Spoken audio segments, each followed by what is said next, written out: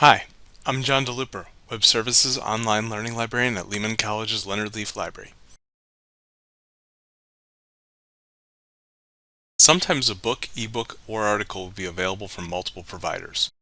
In that case, when we click on a link to it, we can see that there are two links to view online, one from a company called EBSCO and one from a company called ProQuest.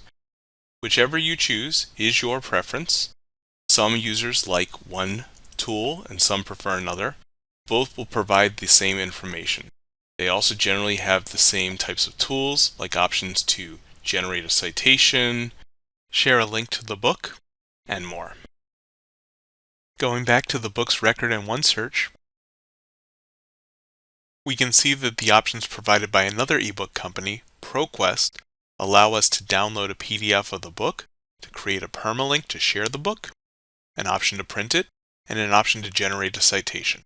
Now you know a little bit more about accessing ebooks from multiple providers. Thanks for watching.